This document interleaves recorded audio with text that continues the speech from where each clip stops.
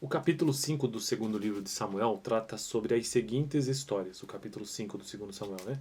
Davi torna-se rei de Israel, porque até então ele era o rei de Judá apenas. A conquista de Jerusalém e Davi derrota os filisteus. Vamos lá. Representantes de todas as tribos de Israel foram dizer a Davi em Hebrom: somos sangue do teu sangue. No passado, mesmo quando Saul era rei, era tu quem liderava Israel em suas batalhas. E o Senhor te disse: você pastoreará Israel, o meu povo, e será o seu governante. Então todas as autoridades de Israel foram ao encontro do rei Davi em Hebrom.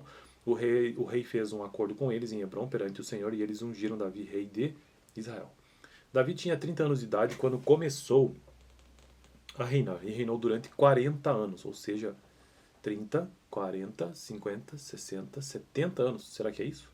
Em Hebrom reinou sobre Judá 7 anos e meio. Em Jerusalém reinou sobre todo Israel durante Judá 33 anos. Na verdade, somando tudo é que são 40. Então ele reinou mais 33 anos. Portanto, com 30 anos, 40, 50, 60. Ele reinou até os 63, isso?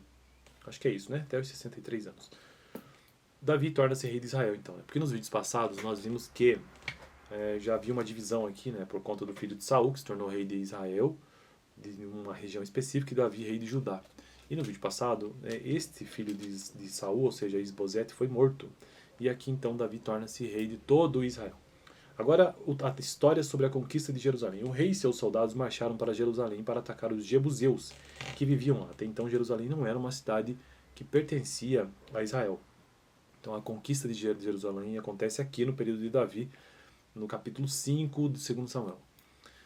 Então eles foram até Jebuseu para atacar os jebuseus que viviam em Jerusalém. E os jebuseus disseram a Davi: você não entrará aqui, até os cegos e os aleijados podem se defender de você. Eles achavam que Davi não conseguiria entrar, mas Davi conquistou a fortaleza de Sião, que veio a ser a cidade de Davi. Naquele dia, disse Davi, quem quiser vencer os jebuseus terá que utilizar a passagem da água para chegar àqueles cegos e aleijados, inimigos de Davi. E por isso que dizem, os cegos e aleijados não entrarão no palácio. Davi passou a morar na fortaleza e chamou a cidade de Davi. Construiu defesas na parte interna da cidade desde o Milo, ou aterro, e foi se tornando cada vez mais poderoso, pois o Senhor, o Deus dos exércitos, estava com ele. Pouco depois, Irão, rei de Tiro, enviou a Davi uma delegação, rei de Tiro, né? Rei de Tiro. São os fenícios, não? Uma delegação que trouxe toras de cedro e também carpinteiros e pedreiros que construíram um palácio para Davi. Então Davi teve certeza de que o Senhor o confirmara como rei de Israel e que seu reino estava prosperando por amor de Israel e o seu povo. Depois de mudar-se de Hebrom para Jerusalém, Davi tomou mais concubinas e mais esposas, mais mulheres, né?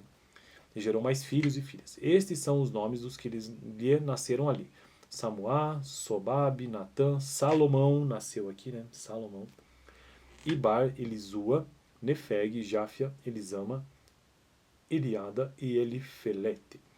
Então essa é a primeira história do capítulo sobre a conquista de Jerusalém. A segunda história, né? A primeira foi Davi tornar-se rei de Israel. A terceira história, Davi derrota os filisteus. Vamos lá.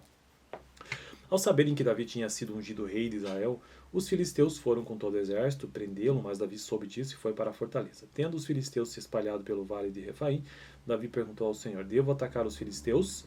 Tu os entregarás nas minhas mãos. O Senhor lhe respondeu: vai, eu os entregarei nas suas mãos. Então Davi foi a Baal-Perazarim e lá os derrotou e disse: assim como as águas de um enchente causam destruição, pelas minhas mãos o Senhor destruiu os meus inimigos diante de mim. Então aquele lugar passou a ser chamado Baal-Perazim.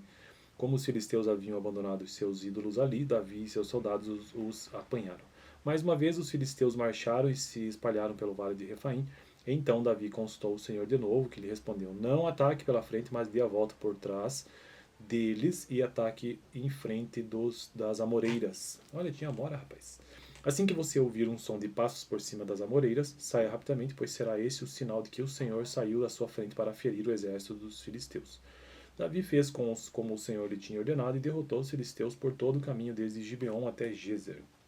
Beleza, então última história dessa longuíssima história de Davi, como é que ele chega ao reinado de todo Israel, né? Drama atrás de drama. No próximo vídeo, a continuação desta história, ou seja, a arca é levada para Jerusalém, a arca da aliança.